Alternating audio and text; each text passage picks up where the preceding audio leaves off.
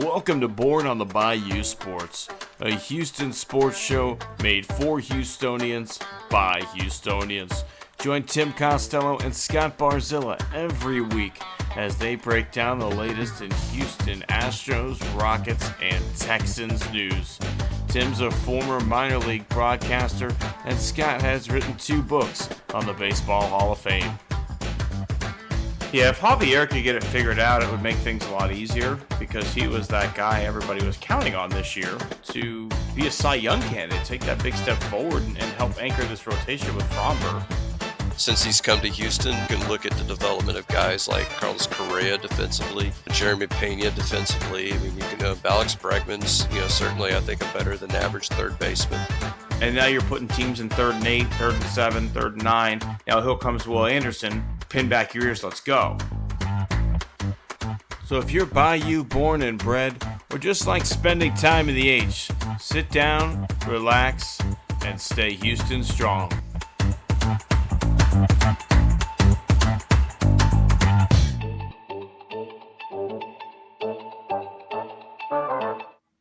Welcome, all my friends, back to the Lone Star State. Tim Costello, Scott Barzilla coming to you on our normal bat time, normal bat channel. Scott, feels good back to being in Texas when you're away for a little bit sometimes. Absolutely. I get you.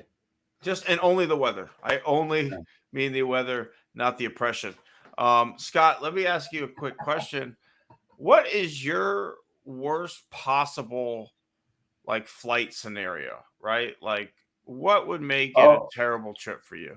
Oh, no. We I remember when I was 4 years old, we took a plane to, if you could imagine this, to Victoria, Texas. So have an airport there? Apparently so. And this was we got propeller lag, Tim. It wasn't jet lag. And the weather was awful. And, we were going up and down, and I threw up all over my favorite shirt.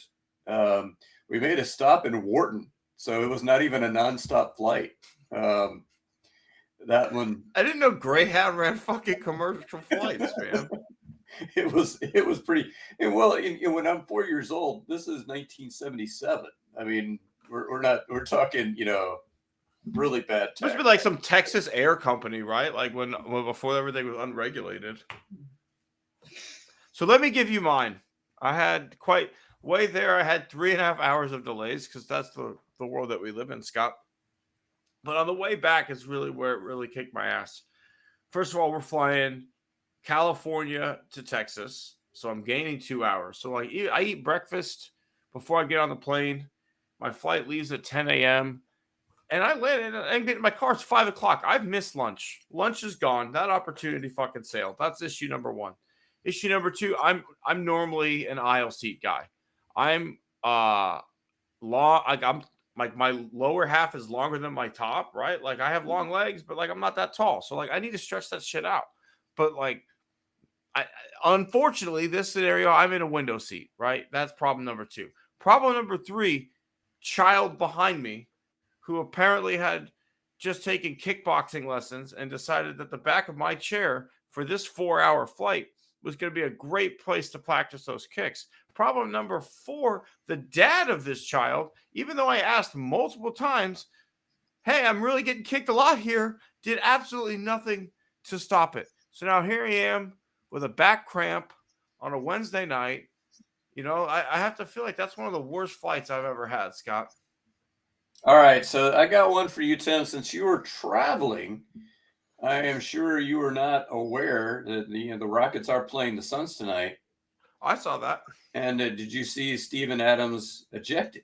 Oh, him and Plumlee got into it. Plumlee being a little bitch, and Adams stood his ground and then put him on his ass. So, question for you is, what was the best sports brawl that you've either been in attendance for or remember vividly watching? I mean, number 1, all time, Malice at the Palace. That thing overtook America.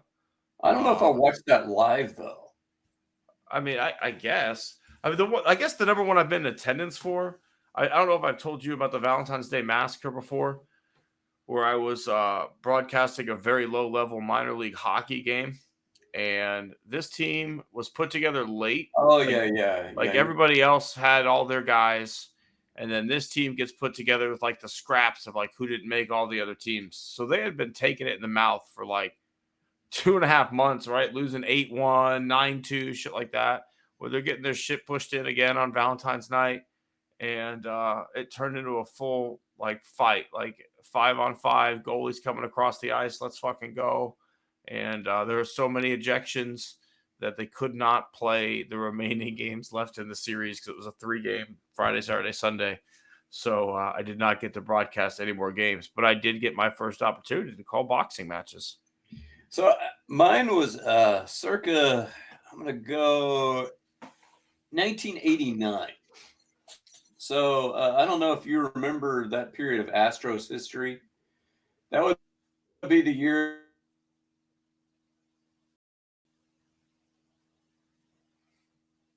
that John McMullen tried to, tell Nolan Ryan, you're going to take a $500,000 pay cut to come back and pitch. He would have taken $1 million. He goes out and signs Jim Clancy for like $3 million. And I don't know if you know of anything of the Jim Clancy experience, but he was probably not worth Nolan Ryan money. Well, no, he was not worth any money because his ERA was north of 5, and this is back in the late 80s. So he's pitching against Montreal, and it's 10-1 Expos in the second inning, Tim, which kind of, leads it to a secondary question because I remember them playing Kentucky Woman in the third inning. And obviously the blowout playlist was ensued, but, Danny Darwin came in to mop up, and he plunks Spike Owen, and they are throwing down, and benches are clearing. And so, those of us in the stands who were, about to pass out of sleep, kind of woke up there for a second. Yeah. I don't, that was before my time, Scott. It was before my time, but sounds like a good one. Astros ones don't really have a ton of great fights though throughout our history, right? Like we had the Bijo Bagwell era. Those guys weren't really throwing many punches. All the other guys, like the real bad years, they were trying just to stay on a roster, so you're not going to get in a fight. You had like Lucas Harrell was a little bitch with the coaches. Oberholzer, who I personally insulted to his face on accident. That was a rough one. I had a couple rough interactions with Josh Zeed and Oberholzer, both courtesy of Jared Cozart. So like the first one, the first one, you remember Josh Zeed was a reliever, right? Yeah, I remember him. So I went to see Cozart's first start when the Astros acquired him. It was in San Antonio. He was a member of the Hooks. He goes like 7 innings, no hit, looks fantastic. Then Josh Zeed comes in, kind of blows the game. And Koza and I are going to go out that night. And I go to pick up at his hotel, and he texts me, and he goes, "Hey, is it okay if my roommate comes with us?" I said, "Yeah, man, absolutely." I said, "Yeah, man, absolutely." I did not say who's your roommate. I want to preface that. So I know where this is going. Yeah, you should. So they both get in the car and say, "Hey, man, Jared, great start. It's a shame that guy came in and fucking blew it." And he goes, "That was me." And I said, "There's a lot of tough breaks behind you. Defense could have played a little bit better, all this other shit."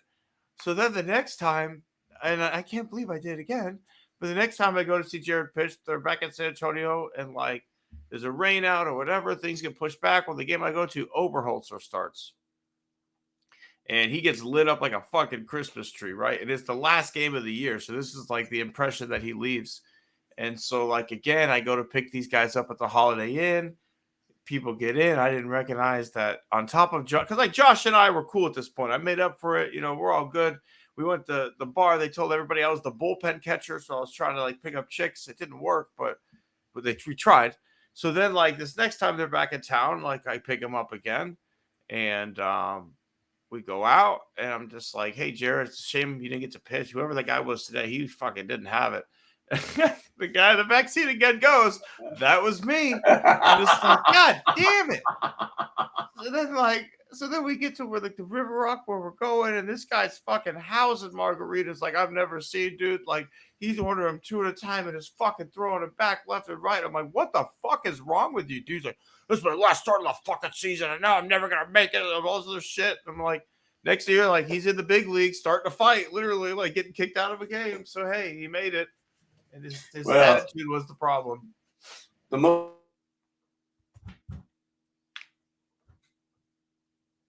us in Pasadena, and I'm driving to this middle school. The middle schools, up here are 5th and 6th grade campus, right? So you see this 5th grader walks up to this kid who's turned the other way, pushes him in the back, just shoves him, right? And then you see the kid who shoved him. He's backing up, he's looking around, he keeps backing up, and he's like, you could tell he's like, okay, who's going to break this up? Who's going to break this up? It was the most hilarious shit I've ever seen in my life.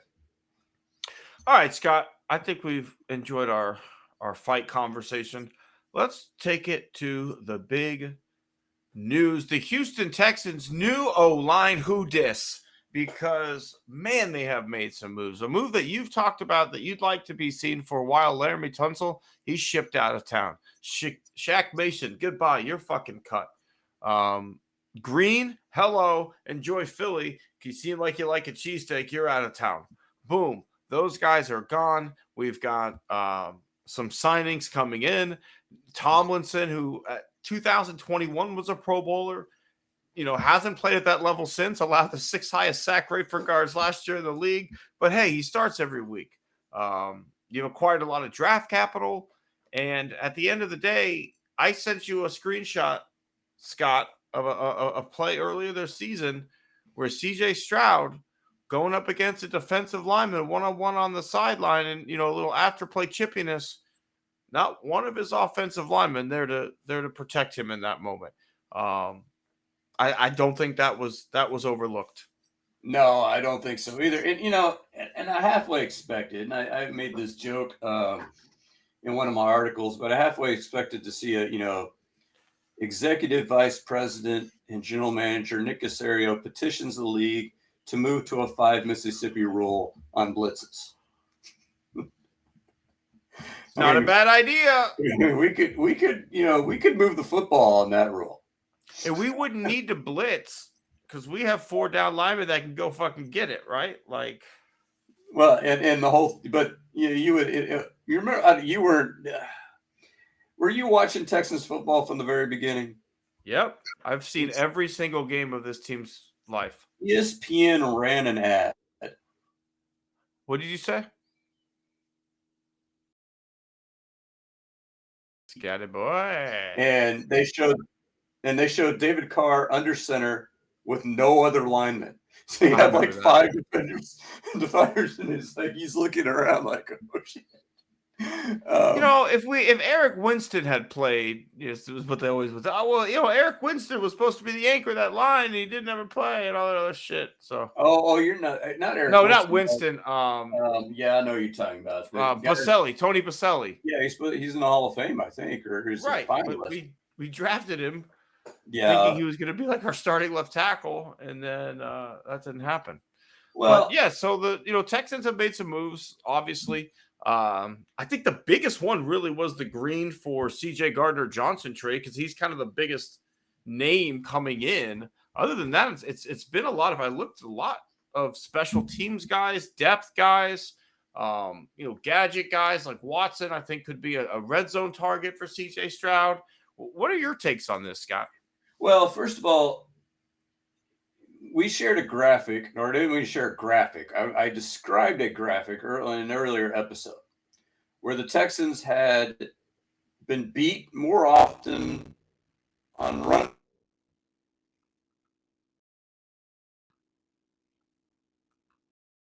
Any offensive line in football.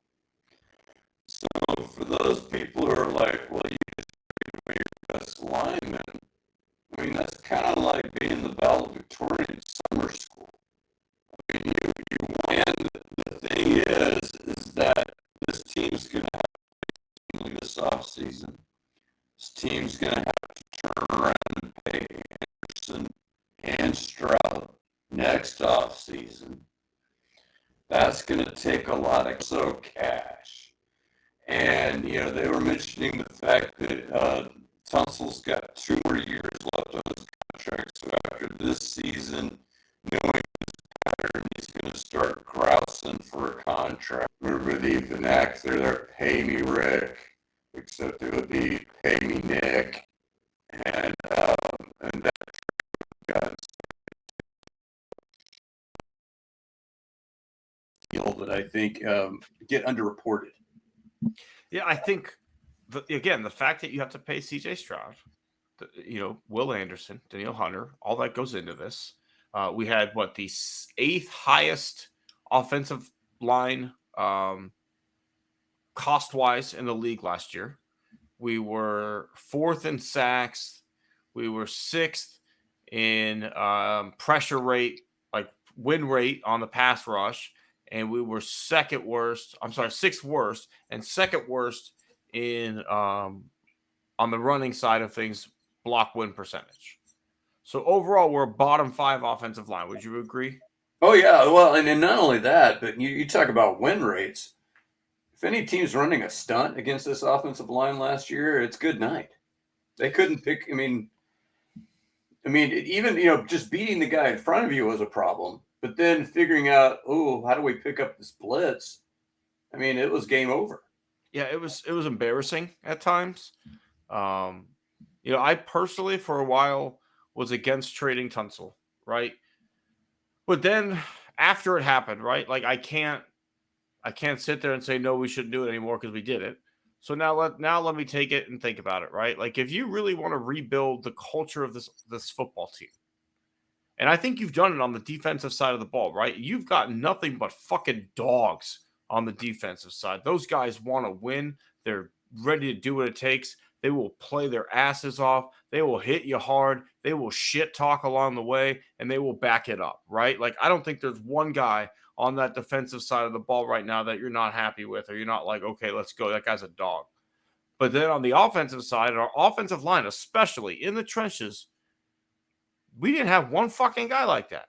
We didn't have one guy who will smack your ass in the mouth and move you 5 yards. And we still somehow had a 1,000-yard rusher, which is amazing. But we didn't have one guy that fit our culture of the Texans swarm, of get your ass in there and bust it. We didn't have one. So if you have a guy who's making as much money as Tunsil was, and then you want to go draft an offensive lineman like you did with Fisher, he's not going to learn from Tunsil. Now you want to spend more offensive draft capital on another offensive lineman this year, and the culture, your captain of that offensive line doesn't ever practice on Wednesdays, doesn't get after it, leads the NFL in penalties, had a 6 fucking penalty game in Minnesota that was just disgusting to watch. Like, I get it. I just maybe wish we could have got more, but apparently no one else was willing to offer more, and that kind of shows you where it's at. Well, and I think this is kind of the theory of sunken cost. I'll go to the mat on this one. The original Tunsil trade was the second dumbest trade of the Bill O'Brien era. Because Dwayne Brown was the worst one. No, DeAndre Hopkins was the worst. Oh, yeah, that's true. But all this was started by trading away Dwayne Brown for a bag of peanuts when he still played at a Pro Bowl level for the next 5 years. Yeah, and the whole thing is you didn't have a backup plan. Because your backup plan was, what was it, that guy Matt Burke, or was his name that they signed, that never even ended up suiting up for the Texans because he sucked. He was and then they drafted Titus, but Titus wasn't ready to play left tackle. So that's when they panicked and went, oh my God, they could have gotten Eric Williams for a 3rd rounder, Tim. Now, if you would have traded Dwayne Brown for a 4th rounder, which I think is what they did, and picked up Eric Williams for a 3rd rounder, would you have taken that swap? Probably, but Eric Williams is the best left tackle in football. Yeah, but I probably would have just preferred to not lose Dwayne Brown because I love that guy. Well, I get it, but I'm saying, at every turn, and that's where this trade is. This trade all depends on what you do now. What do you use those picks for now? What do you use that money for now? And, are you able to get, because we've seen what happens up in your neck of the woods with a certain NFL team from the Metroplex when you wait on contract extensions. I mean, could you imagine what the Micah Parsons contract's going to look like now that you have Myles Garrett signing, what was it, 140 million or whatever it was? I mean, it's going to. Although I saw a great take on that.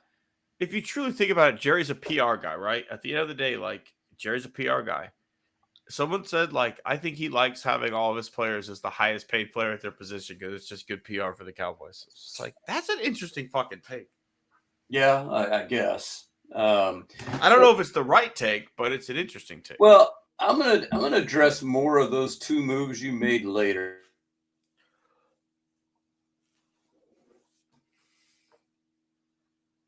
Podcast. So outside of the two trades, what do you think like is the under the radar signing that you're like, I really like this move? Justin Watson. Yeah. I thought he's a tight end, but he's listed as a wide receiver. From Kansas City, now coming to the Texans. I think maybe here's our Kevin Walters, baby. Here he is. He's a great fucking blocker. Great blocker on the outside. I haven't looked at his PFF blocking grades. But in all actuality, he's the guy who is very good in the red zone, right? He kind of finds himself open on third downs a lot. He's a guy who is going to be that security blanket maybe that CJ needs at a lot cheaper price than we had with what we were paying like Robert Woods. So, 1 year, $5 million. I'm surprised the Chiefs let him go for that price, which is interesting to me. But yeah, I think he's a guy who's been to 3 straight Super Bowls, who played for Andy Reid, with a coach that knows how to use players like him with, a tight end type player. We really don't have much at the tight end spot outside of Dalton, what's his number 9? Brevin Jordan. Brendan Jordan, will he come back healthy? I don't know, right? Will the guy from Ohio State develop? I don't know. So I think that one's a pretty good one. Everything outside of that, really, to me, Scott, looks like, I was looking at it, it's a lot of special teams guys. It seems like we're really loading up on special teams. Barrios is a guy was an all-pro special teams returner. The linebacker we signed was a great special teams linebacker. Murray's a special teamer. It really seems like the Texans have signed a lot of special teams guys. My favorite actually is, I think everybody they added on the defensive line I love. Yeah. I love bringing back Mario Edwards. I love Sheldon Rankins. I don't love Sheldon Rankins as a player, but what I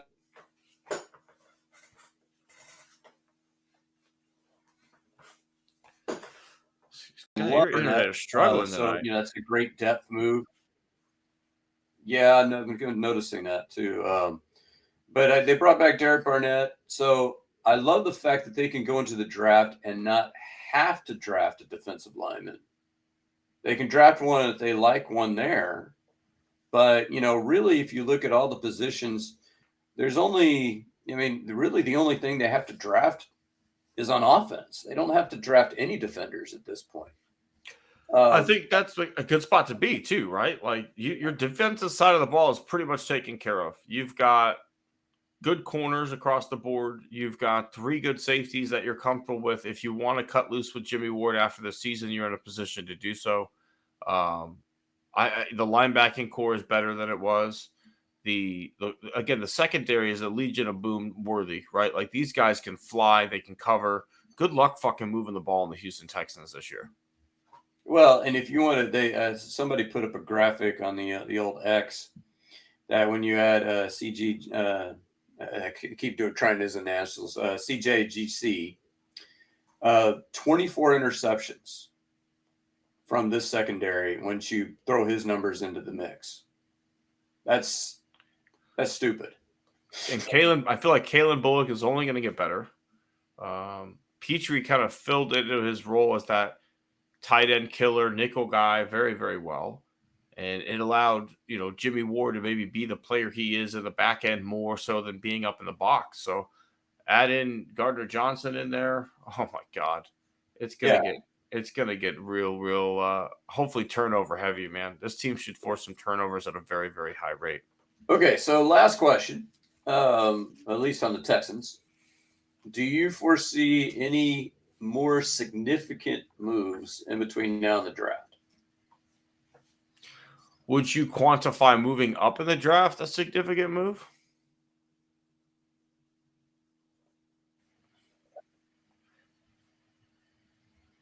I didn't hear what you said, Scott. Oh, I didn't say anything. I was waiting on you. I was saying, would you say moving up in the draft would be a significant move? That would be significant, but I'm talking like before draft. Like, do you think they're in on Cooper Kupp? I do. If he's willing to come for cheap. I don't think they're going to give him a long-term expensive deal. If they get him for a year on a cheap deal, see if he balls out, and then let him test out on the market again, he's going to get paid from LA anyway. So, I think they're throwing their hat in the ring. I was a little surprised.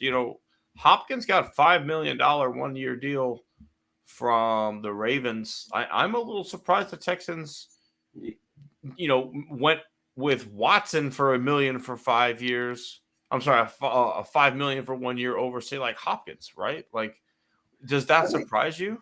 I think Hopkins might be washed. Okay. I mean, he was having difficulties getting open, and if you can't really get open in the Kansas City offense, I don't know. I mean, he did score a touchdown in the Super Bowl. You can always say, "I have a 2-point conversion." Touchdown. Yeah, I can always say I have a touchdown in the Super Bowl, but Diggs. I wonder, maybe later on in the offseason, if he doesn't find a home, maybe they find a sweet spot for him. The only problem with Kupp is that Kupp and Kirk are very similar wide receivers. I mean, they're both kind of slot guys.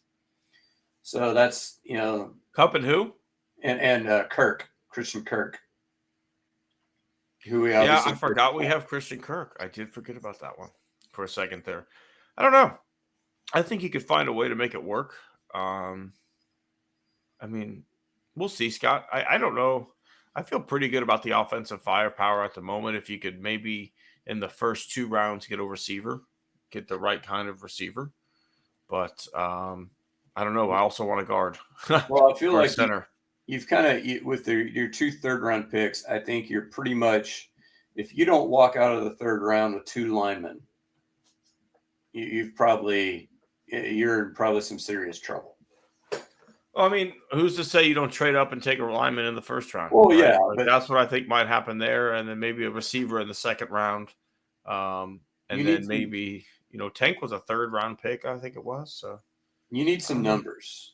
I mean, you definitely need, and I think you can get wide receivers, that's one thing, because, wasn't Nico a 3rd rounder? I think he was a 3rd. He was either a 3rd or a 4th. I can't remember. I think we traded up in the 3rd to get him. So you can get guys. And the beauty of this offense is that with Kirk there, Kirk's kind of, I don't know if he's number 2 receiver-ish. I don't know if he's quite a number 2 receiver. But you don't have to get a stud. You could get a guy that could be a developmental player and, be you're our 3rd wide receiver for now, but hopefully you can develop into something. Yeah, like, hey, you are a burner, but you don't run great routes yet, right? Like, I could use the burner part right now. Like, yeah. A Will Fuller type, but maybe not one you're taking in the 1st round. Will Fuller was not a great route runner when he came out of college, but he could take the fucking top off the game. And that's kind of what you need right now. A one-trick pony who is willing to learn, is willing to get with the coaching that we have and become a better route runner, or what you have it. But right now, I need you to just take the top off the field. Yeah, absolutely. All right, Scott, we're going to transition because I want you to hop aboard the Cam Smith hype train, because it has reached the level of reporters asking Joe Espada, will Cam Smith make the opening day roster? And he gave the old no answer of, hey, we love the way the kids play. We're not ruling anything out, yada, yada, yada. Just trying to help out. Good Lord willing, I hope the team win. But no, do you think this is a real hype train, Scott? Or are we working ourselves up for just a few spring training at bats? He's going to make his spring debut in right field tomorrow. I think that's going to be, if he can look good in right field, because you think about it, he's already looked pretty good at third. So you give me a guy that can play third, you give me a guy that can play right or left field. You got a guy that can play maybe 3 different positions. Then all of a sudden, he's a guy that could play 5 days a week without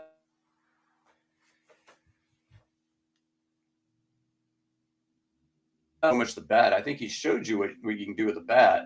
It's, is he going to look like you or me out there, or is he going to look like an actual, major league right fielder? I think he'll be fine because he's a damn good athlete, right? Like this kid. You hope so, right? Yeah. This isn't Lance Berkman running around Taos Hill, falling down and making a catch, right? Like this is Mauricio Dubon, but like with meat on his bones. That's kind of how I look at it. So I don't think that'll be an issue at all. He's played some outfield in the minor leagues, Scott, so it's not unheard of to him. I don't know. Like I want it to happen at this point because here's what I'm seeing. Chaz has looked awful, like god fucking awful.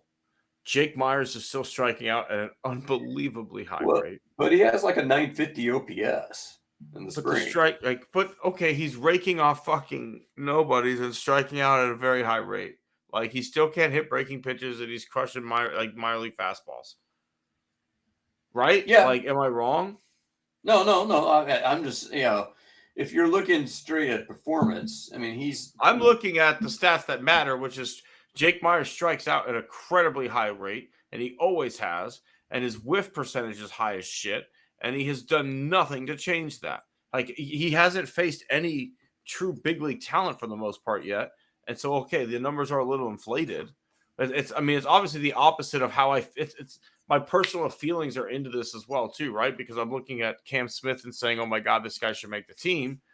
But I just look at he strikes out way too much against guys who he struck out against the fucking infielder pitching.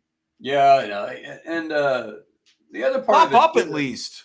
Well, the other part of it too, though, is that you've got a ton of moving parts on this team, which makes things interesting. Paredes can play third or second or first. So you could move Paredes to second. You could play Cam Smith at third if you really wanted to. But Brendan Rodgers has not looked bad. Hit like 233 so far in his limited at bats. Like that hasn't been terrible. I think there's just a lot of moving parts, I think. Yeah, and it's Guillermo's hitting like 300 in limited at bats. Rodgers 233. I don't know. I like the flexibility.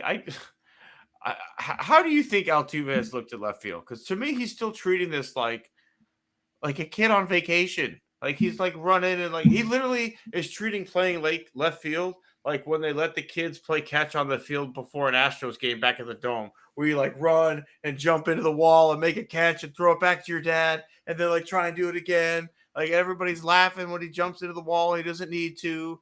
Like I don't know. Like, are you enjoying the Jose and Altuve left field experiment?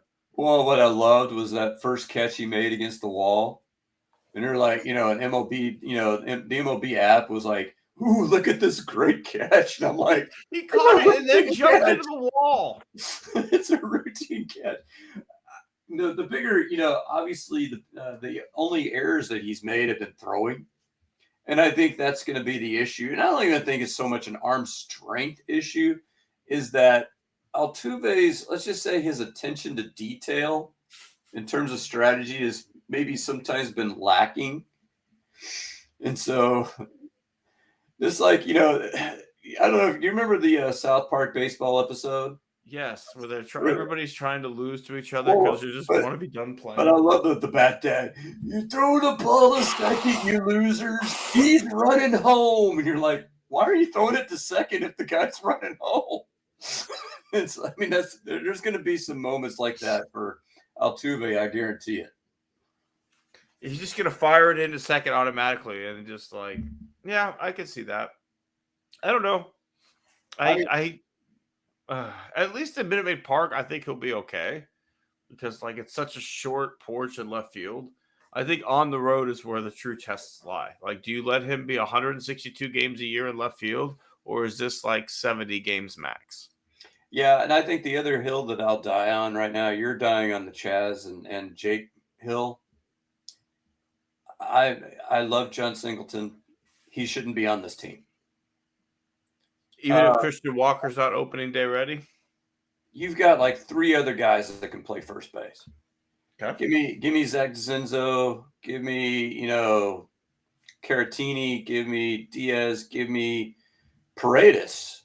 Give me, you've got a lot of guys that could play first base right now. And I I understand the fact that he's your left-handed bat, but the benches are so thin, with the way the current rules are with, the size of pitching staffs, that I don't think you can afford to have a guy that can play only one position. I don't necessarily disagree. I don't like. I'm not a John Singleton apologist by any stretch of the imagination. And right now, like DeZenzo's outplaying him, right? Like DeZenzo's hitting 333 through 27 at bats. He's got a homer, 852 OPS. Quite frankly, was not that far off of Singleton's production last year. No, so he's hitting what, $120? Let me pull his up. I don't have an account. Damn you, MLB. I don't know. I don't know what Singleton hitting. It can't be good. He looks great. He's in great shape. I'll give him that. But yeah, at the end of the day, like he is 33 years old. He's never shown what he was supposed to be, right? Like he's hitting $115 with a 287 fucking OPS with one less at bat, right? That tells you everything you need to go there. You've got Victor Caratini, who is a great pinch hitter off the bench as a lefty. Well, you know who else is looking good in camp is Salazar. Yeah, carry the third catcher. You could carry. There are so many options. And if Christian Walker starts on the IL, I'm fine with Caratini being your starting first baseman for the first however long, if you've got a third catcher. Well, if you want to sit there and say if Walker starts on the DL, you can sit there and say, okay, Paredes, you play first. Cam Smith, you play third. And then Chaz will give you the 10 or 15 days, to see if you can figure it out. And if not, then we'll shift around that way. What are your thoughts on Whitcomb so far? I actually like Whitcomb more than DeZenzo, I think, even though the numbers don't say as much. Because, it's the positional flexibility I like, all the way around the infield. I don't like what I'm seeing. Zach Short, you might as well just, you cut him now. I like the Guillorme. I want to see more from him. See if he can make the team, because he can play some short, and I don't know anybody else other than Dubon that can play short. I don't want to see Dubon as a regular on this team. I want to see him as your super sub. And I think that's what Espada prefers as well. He said as much. He does not want Dubon to be the everyday center fielder. Like he is trying to find someone, please, anyone, to take control of the outfield, because he wants Dubon to play the role that you said, super sub who can give anybody a day off, because that is what makes him valuable. I'm really hoping, Scott, Brendan Rodgers finds his footing, because I think it gives us a great defensive infield with Brendan Rodgers at second. If Paredes is at third, or if Cam Smith is at third and Paredes is at first, either way, I'm happy, right? Like I think that with Altuve and left at home games, especially, and I could live with Myers and center if you still had a bat and right. That's what if DeZenzo's playing, I'm fine. But or it's Chaz for 10, 15 days, okay. But one of you guys has to figure it out, and then Cam Smith's going to take your spot. Do you get that idea that that Jake Myers is that kid in class that's raising his hand, every time the teacher asks a question, the teacher's just kind of looking around the room. Anybody else. Yeah. Like, and this is the Astros' fault, right? They've kind of, but also let's be honest, Scott, like center field is not a strong position in Major League Baseball right now, right? No, Like, no, it's not. there's not a lot of, like, as bad as Jake Myers is, who's out there that's available that's better? And yes, Aaron Judge is a center fielder, okay. But outside of that, like center field's just not a great overall position. Luis Robert's pretty good. And then you just get real skinny. Tavares from the Rangers had a great year, their World Series year. He fell off the face of the planet last year. It's just it's a barren wasteland in the game right now for center seeing field. Guys like Harrison Bader who keeps hanging around, and that's why you see clickbait. I don't know if you've seen this like on the Facebook groups where Astros in on Luis Robert, and you're like, no, they're not. No, they're not. It's like for 5 years now they've been in on Luis Robert. It's like no, they're really not. But that's okay. Yeah, I mean I can live with Jake and center with production and right, and I think you would agree with me on that, right? And if that's Cam Smith, if that's Chaz, I don't care. Like I can afford one guy in the outfield who's there defensively to cover ground, especially if Jose Altuve is playing left field, right? Like you probably need a center fielder who can go get it a little bit more than when Chaz was in left and Jake was in center. So, or even when Michael Brantley was in left, right? Like he could still cover his own ground. Altuve, I don't think is going to be winning a Gold Glove this year. I think we're going to have some not top 10 moments, but I think you're at least going to have like 875 OPS out of the left field spot when you were not going to have that otherwise. Well, yeah, you're almost going to have Jake Myers be like Kelly Leak. You remember the Bad News Bears where he's like, catching everything all over the field. Just go over there and catch. Well, and you laugh, but Monty Irvin played with Willie Mays and when it was the New York Giants. He said he described a catch that was better than that famous, one in the World Series where he literally Mays from center field caught it on the left field line because the wind just kept blowing it further and further towards the left field line. He just kept tracking it. And of course, I wanted to ask him, like, where in the hell were you? You were in left field. Where's the left fielder? Where were you in on that play? But I mean, yeah, Jake Myers, yeah, sure. You go over there, you back up Cam, you back up Altuve, you do it all, man. All right, Scott. Speaking of doing it all, Jalen Green is having to do a lot more right now with a lot less. Amen Thompson out, Reed Shepherd out, Fed VanVleet, I think is back tonight, but they beat the Orlando Magic with a very depleted roster. They were winning at least a few moments ago, last I checked, tonight against the Phoenix Suns. Rockets, it's final. They won. The Rockets are doing more with less right now. Good to see the tenacity of the team because a lot of it was this is the team that struggled last year. This was the team that before Ime got there, this is a lot of the same roster that, before Amen was there, before Fred VanVleet was there, this team couldn't get shit together, couldn't win tight games, and they've done that here. I came pretty close to going with a, I don't know, full scumbag, but probably, I was thinking about the Doku for playing Amen Thompson in the game where they're up by 30 in the fourth quarter with 6 minutes left. I don't know what you feel about that kind of thing, but I'm a guy that if the game's out of hand, go ahead and take your starters out. There's no need for them to see the floor anymore. I tend to agree with that. Like if it's not so, he's out, don't risk injury. And so he's out for a good 10 days, I think, from what I understand. Reed Shepherd's out for at least a month. So he may get back by the playoffs. I don't know if he's going to be much of a factor in the playoffs anyway. But what I've been encouraged of until tonight's game, because of extracurricular activities, but I really like the big lineup that they went with in Orlando, where they went with, the two centers and, 17 rebounds for Steven Adams off the bench. I mean, that's And they had Jabari at the 3. Yeah. With Şengün, with Adams. That's a fucking pack that shit in. Let's go, man. And so I don't think you can do that much because I think teams are going to figure that out. And there's too many teams that now have stretch 4s and 5s that make that kind of, lineup risky. But, there's the occasional team out there that doesn't have a stretch 4 or stretch 5 that you could really bury them with that lineup. And you can always do it in stretches, right? Like it's a nice tactic to have. You don't need to roll it out all the time, but this is a versatile Rockets team.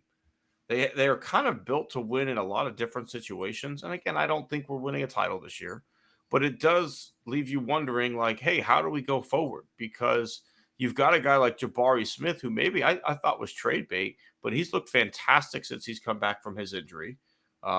His defense has been unbelievable. The ability to play anywhere from the 3 to the 4 to the 5. He's almost kind of like a Draymond Green without the mental issues. And if you'd like to dream, Tim, we have Phoenix's first round pick this year. Phoenix, with their current, losing streak, is in the lottery. And I think the way that the pick is phrased, if we get into the top 4, the pick is ours, because I think it's, one of those that's, protected, kind of partially. So imagine another top 4 first round pick with this current roster we have. That'd be sick. That'd be fucking sick. Maybe they draft a point guard. I don't know. Yeah, maybe the guy from Houston. That'd be maybe great. so. You missed the last 2 times I wanted you to grab the point guard from Houston. And Jamal Shedd's killing it. And I think Marcus Sasser would have been the perfect backup point guard on this roster right now. He's getting no playing time in Detroit because Cade Cunningham is just going off right now. But this offseason, if you could go get Marcus Sasser, guarantee you'd be great. Straight fucking buckets. We are 41-25. So even if they lose 16 consecutive games, they will have tied last season's record. Well, I don't think that's going to happen. No, I don't. I do think this team's going to keep playing tough basketball. I think they're going to fight for playoff seeding. And I'm hoping we win a series, right? Like, I think winning a playoff series this year is a great goal with this young team that's never even been to the playoffs. Like, hey, we're not just happy to get here. We're going to go out. We're going to win a series this year. And if you win one, try and win the next one. But, like, I think as fans, we'd all be happy if we won a playoff series. Yeah, I think so. My goal, I think, in my mind, is get to that magic 50-win plateau, which they would have to go 9-7 in the remaining 16 games, which I think that's doable. I would love a series victory. I'm not expecting one. But that's a fair goal as a fan, right? Like this team, goal. If you're a 4 seed or a 5 seed, like you're not playing a team that you can't beat, right? If you have the Memphis Grizzlies in a playoff series, I don't think you can't beat them. I wouldn't be pissed if you lost, but I think there's like absolutely out of 7 games we could win 4 against the Grizzlies. Oh yeah, I think any of those teams outside of Oklahoma City, we can beat in a series. I think if you just stick 7 games on a neutral floor, I think the big key is that if you go up against any team that has experience in the playoffs, you're in trouble. Which Memphis doesn't, have a ton of experience. So that would be a good matchup for them. But any other team that has a ton of experience, like say a Golden State or, somebody like that. Golden State would be troubling. The Nuggets, I would not want to see the Nuggets in the first round. No. Don't want to see the Lakers. No. They look fantastic right now. I mean, obviously the Timberwolves are below us, but I wouldn't want to see them, if for some reason that were to happen. But and without LeBron James, the Lakers may tumble out of that 2 spot. So, it's possible, that could be a first round matchup if we land in the 4 or the 5 seed, Dude, we could kill them with that big lineup though. They have no interior defense. They got and they don't have any stretch players either. I mean, I guess unless you want to call LeBron a stretch 4. But I mean, they could play him there, but like then you just play Jabari Smith is going to follow LeBron James, or we got Dylan Brooks just annoy him all game. Yeah. So I think there are matchup advantages that the Rockets can exploit against just about any team except for Oklahoma City. I think that's fair. But it's that lack of experience that kind of scares me. I would agree with you. All right, Scott, let's give some awards away. It is time for your horse's ass of the week. Who do you have for us this week? Well, horse's ass of the week, and I can't believe I'm doing this, Tim. Did you see the spat between LeBron James and Stephen A. Smith? No. Was it about his son? Yes. Then yes. And it takes a lot for me, Tim, to side with Stephen A. Smith. I mean, you have got to be on a jackass scale of 1 to 10, you've got to be at about an 11 for me to side with Stephen A. Smith. But what LeBron James said was that Bronny is better than half of the players in the NBA. Oh my God. And it's like, your son's unplayable right now. I don't even know if he's traveling with the team anymore. I mean, I'm sure he's there, to sit there and put in garbage time, to sit there and say, hey, look, we're playing Bronny. But I mean, I haven't looked at his numbers, but I don't know if he'll ever be good. I'm not going to say he's never going to be good, but he can't shoot the basketball right now. Imagine Amen Thompson about 6 inches shorter and without the athleticism.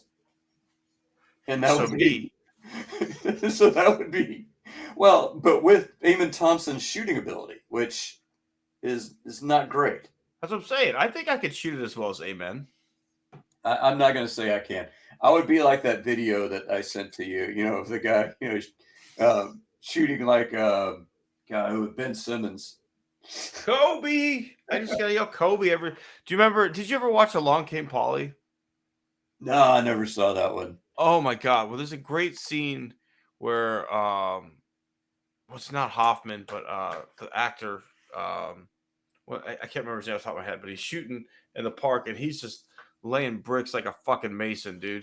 But he's like, every time he goes up, he's like, Kobe, and he like just line drive off the backboard. He's like, raindrops, and he just like shoots when he misses. He's like, let it rain, and he shoots when he just like, this guy's a shooter, man. And he kept Philip Seymour Hoffman. Yeah. And he's just like going up and going up and going up, and just like none of them are going in, dude.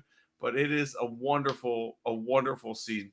Now, what pisses me off about, and why LeBron is winning this award is because he's making me side with Stephen A. Smith. That's what's making me that's what's making me angry. Because I usually hate hot take guy, and Stephen A. Smith is like the king of hot take guy. He's like, why don't we just give him and Skip Bayless their own channel, and then have them both on at the same time, and then I can just say nobody watch it, and they can be screaming screaming into the void. And nobody will be listening. I mean, that would be, my perfect world. That's not bad. I think that's fair. That's a great place to be. A fun place to be. I don't know who to necessarily gets this award, Scott, but let me explain it. I just Googled free agency winners and losers, right? How far into free agency are we? We're 3 days. 3 days. Okay. 1 article, 2 article, 3 article, 4 article, 5 articles, 6 articles, 7 articles, 8 articles. And that's 8 different articles on who has won free agency and who has lost it. I think it's the football fans here who are the horse's ass, that we have such a demand to know who won with each and every signing that we can't even let this shit play out a little bit, that we're pumping out clickbait like this at such a high level. Like, this isn't insightful. This doesn't tell us anything. How do we know if no one's played a fucking game yet? Can we be excited about this? Absolutely. But like, I think you and I would both agree, like, the Texans aren't done, right? Like, they're still, as we say, letting Nick cook. So like, could you say we're a loser in free agency right now because our offensive line isn't as good as it was beforehand? Yeah. But like, this isn't the roster we're going into, the season with. This is at this point.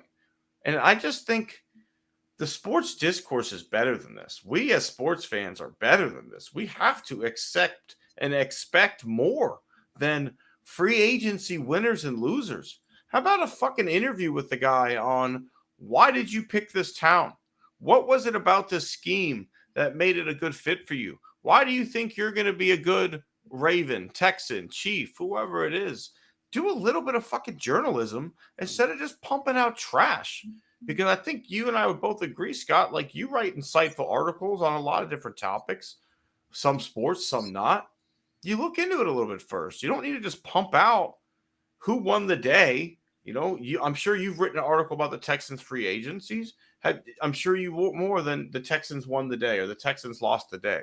You did a little bit of research. You looked into stats. You looked into things of that nature and said, this leads us to this position. Hey, now we don't have to draft this guy in the first round, right? Those are the kind of things we need to expect and stop jumping on the winners and losers of day 3 of NFL free agency. Oh, absolutely. And I don't mind. And I've done this. Obviously, like I wrote an article analyzing the Laremy Tunsil trade. I gave my opinion on it. But I'm not going to sit there and say the Texans won anything yet. It's Wednesday. It's the first official day of the NFL calendar. It's the first official day. Like Monday, you already lost it. Monday is like legal tampering. I mean, it's not even, and so to me, it's just crazy. Now, I have no problem with evaluating individual moves in a vacuum. As long as you admit this is in a vacuum. But because I'm going to get to that one next. But yeah, winners. Am I going to sit there and say that the Colts are losers because they signed Daniel Jones? I might chuckle. I'll laugh a little bit, but I don't know what their full plan is. So maybe they're trying to suck really hard so they can get a quarterback in 2026. I don't know what the plan is. So Manning to Manning. Who knows? Yeah, and I actually don't hate the Daniel Jones move, right? Like, you pick the wrong quarterback of the draft, you take a 1-year shot on a guy who has shown he can be good. If it doesn't work, great. You got a chance to draft Arch Manning first overall next year. If it does work, okay, hey, you've got a Baker Mayfield type situation in Tampa Bay where you can pay a little bit less for your starting quarterback than the guys who are paying $40-50 million a year for theirs. Yeah. And so, like I said, we don't know. We're not in that room. And that's the biggest thing about the Texans. When you trade Tunsil, we're not in that room. We don't know, like, hey, this is what we think we can do with the line. The biggest thing is I want to remind everybody there are no NFL games on March 13th. There's no NFL games until September. You got time. Yeah, let it play out. I mean, I hope we address the line more. I will say, right? Like, I don't think we're done. I think there are moves to be made, but yeah, let's not write off winners and losers 3 days into the league calendar. All right, Scott, tip a cap for us. Who do you got this week? We were just talking about him. I'm talking about the main chef, the Michelin star chef, Nick Caserio. That must have been. I respect Howie Roseman. I mean, he's probably one of the best GMs in the business in Philadelphia. Nick must have done some kind of, Jedi mind trick. This is the guard you want. This is the guard you want. Because, I did an exchange with the Philadelphia writer, and he was asking me for like a brief recap of, Kenyon Green's career. And I'm like, did you send a guy taking a shit on a toilet and just stick him? No, we're a family. We're a family group of sites, Tim. I can't really do that. So I said Hindenburg, Titanic, maybe any of 8 of SpaceX, launches, whatever, choose the analogy that you want.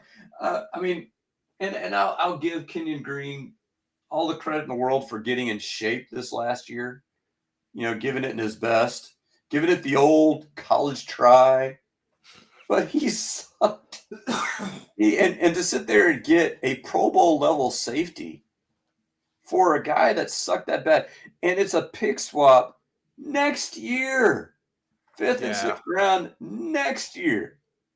That doesn't matter. Fifth and sixth rounders usually don't do anything for your team. So, you get a starting NFL. If you were just saying we traded starter for starter, I'd be like, okay. If you're trading a guy that got benched mid-game because he was getting beat worse than a mugging victim in New York, I don't know what to tell you. And I do like the Laremy Tunsil trade, which I will get to here in a minute. But we'll see. He struggled to draft linemen. We're in a position to draft linemen, so there's still room, as you just pointed out in your last little rant there. There's room to criticize them if they draft a bunch of guys that are bust again. Then yeah, this line's going to look awful. But let's see what happens. I will say, of all the places for Green to go, if there's any chance for him to be a legitimate NFL lineman, yeah, Philadelphia is the place, yeah. right? Like they are a factory for good offensive lines. So if you can't make it here, you can't fucking make it anywhere, right? Like that's got to be what's told to him. We're giving you one last shot. We saw something. We think we can mold you, but just so you know, if this doesn't work out, enjoy FedEx, my friend, because this is not it. Or, whatever it is that you got your degree in, but you're not going to be in the NFL much longer if the Eagles can't get you to play at a good level. I'm going to tip my cap to my alma mater. My man, my guy, Kelvin Sampson, has guided the University of Houston Cougars to a 19-1 Big 12 record, a record that will never, ever, ever be broken as they move to an 18-game league schedule next year. So no one will ever rack up 19 Big 12 wins in a season ever again. Unbelievable. 2 years into the Big 12, we have won it 2 times in a row. We take on Colorado tomorrow in the Big 12 tournament. We are hopefully going to be a number 1 seed in the NCAA tournament. Man, I love this team. I love the University of Houston Cougars. They are the epitome, I feel like, of Houston. They are Houston tough, Houston strong. They're gritty. They don't always look pretty getting it done, but at the end of the day, they find a way every single day and every single night. And I just tip my cap to the culture, what Kelvin has done. I still remember the first game I went to on campus as a student when I was like, let's go check out Hoffheinz, right? Like my dad used to go to games at Hoffheinz. And this was before they hired Kelvin. And I was one of 3 people there to watch a game that day. The seat I sat in originally was broken and I almost fell through it. I had to move over a few more. And the concession stand was closed. It was a BYOB type scenario in Hoffheinz Pavilion at that time. So to see where this team is now, to where like University of Houston games are kind of the biggest ticket in town some nights, where CJ Stroud and Tank Dell are hanging out sidelines watching basketball. It's pretty fucking cool, man. It's pretty cool. Were they clubbing baby seals at that point? Was that the Clyde Drexler era, or was that the Clyde Drexler era was pretty bad? This was post Clyde. I can't even remember who the guy was. I really can't. But I remember Danwell House was on that team. Yeah. Because I called his high school. I called Danwell House's high school games when he was at Hightower High School, and I was broadcasting for a different company. And like crazy to think he made it all the way to the Rockets. Absolutely. All right, Scott. Is it that time for the? I think so.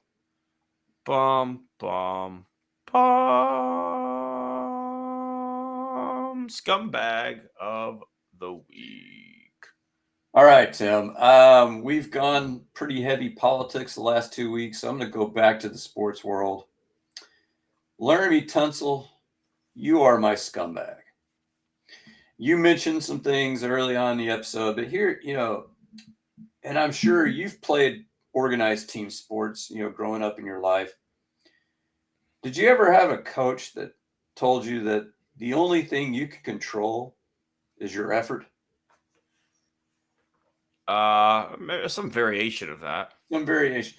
So to me, Kenyon Green sucks. There's nothing. There's But he no. tried hard. But the guy showed up, was professional, practiced every day. Oh my God. Well, but see, here's the thing, Tim. You and I have both sucked at, I'm sure, a variety of different athletic endeavors. I don't know what you're talking about. I'm an athlete. I mean, if we got you to do the pole vault, Tim, you Ooh, got me to do the pole vault. That would suck. That would look pretty awful. But you know what? I would do the best I could. No, I wouldn't. I tell you, I don't even have to try it to tell you, like, I would suck at this. Let's not. But if you sat there and said, okay, you're running in a race against Usain Bolt, I would give it my best shot. I'd give it my best shot. I'm losing, but I'm giving it my best shot. So I can never bag on a guy for sucking, because I know, I've been on the golf course. You and I have had bad days on the golf course where we've sucked. And, we did the best we could, but it just wasn't happening for us that day.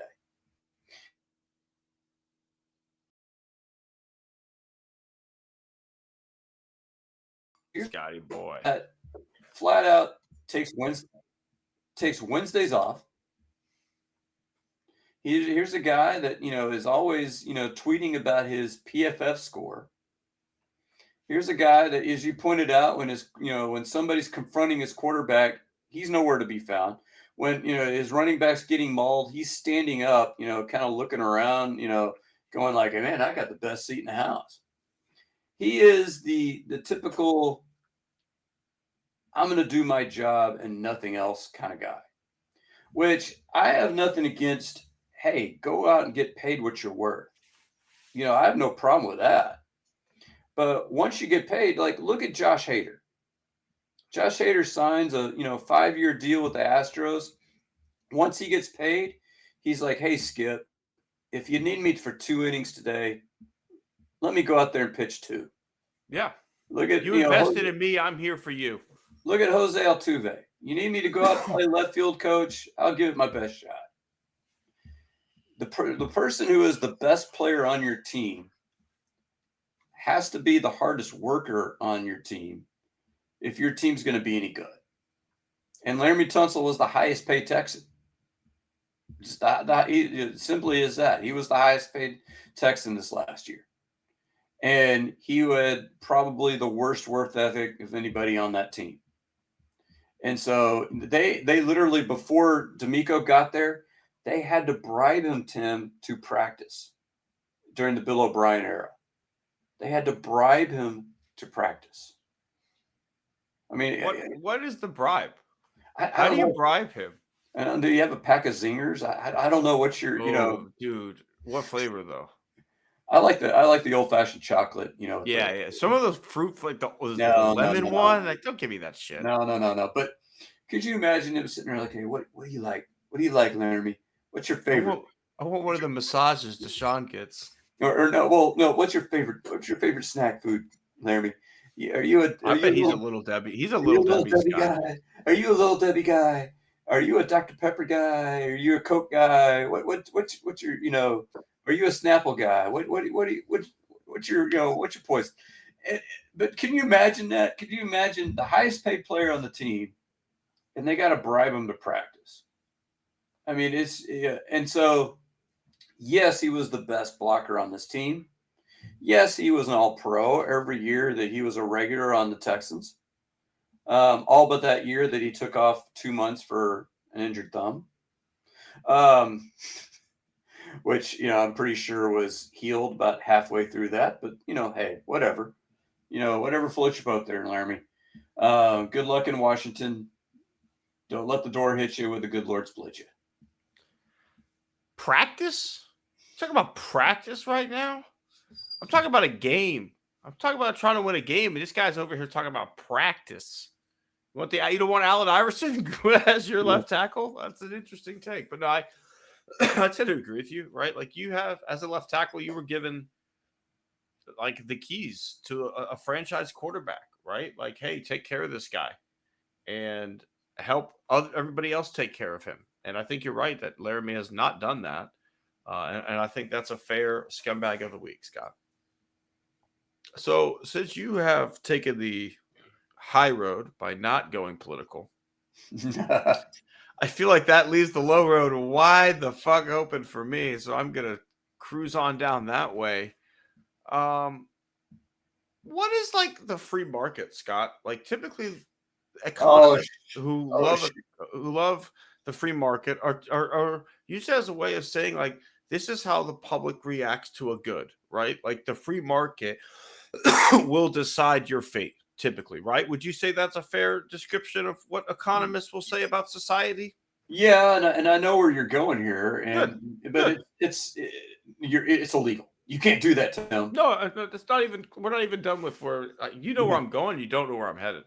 So Tesla is in a motherfucking free fall right now because it's a dog shit company, because it's run by a fucking wannabe Hitler Nazi named Elon Musk, because he is going through the United States government with a chainsaw and cutting out parts that he doesn't understand and claims that they're inefficient or stealing money from the United States, or when they're actually just like investigating the crimes that he's committed and stolen actual money from taxpayers. So what happens? His stock price drops because that's what the free market is supposed to do, right? It's supposed to react to the shit that's happening in the world. So outside of the United States, people aren't buying Teslas.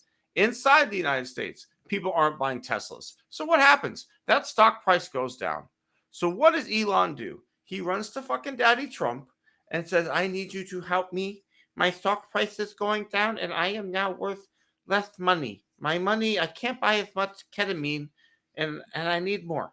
So he goes to Daddy Trump, and Daddy Trump parks fucking 6 or whatever it is, the whole line of Teslas in front of the White House, has a printed out of like handwritten of what each one of these cars cost, and is literally like fucking Vanna White on the White House lawn, going into why these Teslas are so great and why he purchased one personally, even though you're not allowed to drive on like roads anymore as the president. Secret Service handles that shit.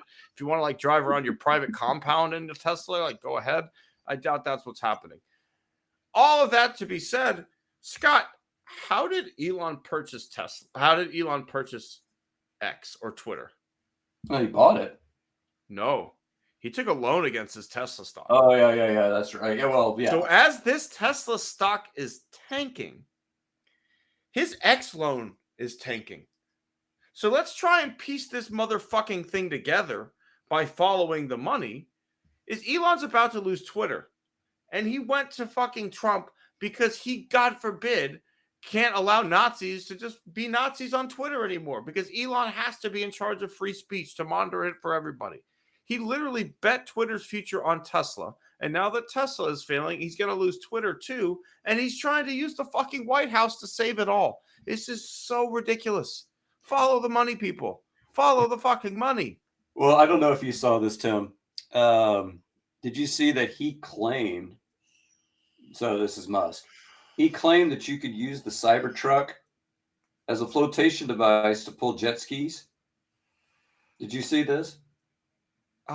No, I'd love to see him do it, because he also claimed he's going to be on the next SpaceX launch. Well, please blow up. Please, so please blow up. So you see the Cybertruck drive into this little pond, and that damn thing is sinking. I've seen a couple of Cybertrucks around town, and even beyond all the jackassery of Elon Musk, it's just a damn ugly vehicle. Ugly car. It's so fucking ugly. I want to put a bumper sticker on it on the next one I see to say, I'm on my way to my divorce attorney. Because, oh, look, honey, look what I bought us. It's $100,000 shitty car. I mean, if you did that, if I did that, we'd be living in a cardboard box or, living back home with our parents. They used to call that midlife crisis, right? Like when the dad came home with a sports car because he's going through a midlife crisis and all that other shit. Like, whatever. Like, who cares? He's having his midlife crisis. Now you come home with a fucking Cybertruck, and it's just like this is a problem. You just outed the family as a bunch of fucking morons. Like Sawyer and I have shorthand of like when we want to call someone an idiot, roast like Cybertruck owner. But here's to piggyback on basically what you said, and I have taught economics, so I think I know a little bit of what I'm talking about. But the first lesson they tell business owners is not to get political, because when you get political, you immediately eliminate half your audience, no matter your customers, no matter which side you land on. That's what's kind of happened to Mattress Mac. I mean, my parents will never go buy anything from Mattress Mac ever again. And Mattress Mac's a good dude, but he's come out as conservative, and people who are on the left of center are going to go like, nope, I'm not doing that. So I mean, that's and what I love, and this is the whole decrying of cancel culture. Conservatives invented cancel culture. Mm-hmm. What happened to Budweiser when they put a trans person on the can? Oh, we got to boycott that crap. Mm-hmm. So now when somebody is boycotting your thing, and so imagine now Trump, who years ago was decrying electric vehicles, is now the leading salesman. I think they're just going to plow over the Rose Garden and just put in a Tesla dealership. Well, I mean, he literally has said anyone who attacks a Tesla dealership is committing an act of terrorism, fucking terrorism. Like they had Chicago police guarding a Tesla dedealership, 16 fucking officers, I saw, yeah, arm in arm. 16 police officers spent their day guarding 12 total cars that were in that little showroom in there. Like, if people out there don't understand that the police don't give a fuck about you, this is the time to wake the fuck up. The police don't care about you. The police are there to protect the wealthy and their property. The guys that protect and serve is done. We saw what happened in Uvalde. Those motherfuckers stood on the outside the whole time till everything was done and then went in. They don't give a fuck about us. They want to get out alive, as they say, and they want to make sure that the wealthy's property is protected. So wake up, everybody. And I'll say this: don't attack a Tesla dealership. No. Don't commit vandalism. That's that's not cool, no matter who does it. But when I saw that picture of 16 cops in front, I'm like, wow, that's got to be good for business. I can't fit into the parking lot because there's just a lot of cops standing there. Could you imagine, like you go over there, the cops like, hi, are you here to buy a Tesla, or are you here to blow up Tesla? I just want to make sure I'm running in the right people. Oh no, I'm here to blow up Tesla. Oh, I'm sorry, we're not letting those people in right now. And then like somebody else comes in. No, I want to buy a Tesla. I'm like, could you imagine? Oh, let him right in. Pardon me, sir. Sir, we're gonna need to have to search your vehicle. If you've got any paint or any explosive incendiary devices, we're going to have to send you back on your way. Sir, I noticed a collection of empty glass beer bottles, gasoline, and ripped up pieces of rags. Are you here to buy? No. I'm trading in my vehicle. I want to trade it in and then not make Molotov cocktails. I'm not making Molotov cocktails. I'm just trading in this old work truck so I can get this awesome, cool new Cybertruck. Well, and see, I'm here in this sedan with all this shit in my back seat. I need the Cybertruck because I need the more storage place for all this shit. I need space. Look at this. I only can fit 16 Molotovs in here. I mean, bottles and bottles of gasoline. All right, Tim. Oh God! Oh, we all love Elon here. Hail Elon! No problems from us on the board of the Bayou Sports podcast, even though it's Scumbag of the Week. All right, that's gonna do it here for this week, Scott. Another fun one. Look forward to getting back next week. I got to get back to writing. You've been pumping out pieces, staying true to your letting goal. I've fallen behind, so be sure to check out Thoughts from a Native Texan for all of Scott's work, which is none of mine right now. Be on the lookout. So we set up a channel for that's right. this podcast. So, Tim is the tech person here on our team. So as soon as he figures out how to load that up, you can get to your old episodes at the I didn't know I had to backload. I'll definitely start having the we don't have to backload. forward. We don't have to backload. We can just. If you want to watch the old episodes, please go to our YouTube page because that thing needs some fucking help. No one watches this motherfucker on YouTube. If anybody wanted to, that'd be great. All right. That's it for us this week. We appreciate everybody who joined us. Hopefully next week the Texans have 2 new guards that we didn't even know were coming, but we'll see. We appreciate everybody who joined us. We'll see you next week on Born on the Bayou Sports.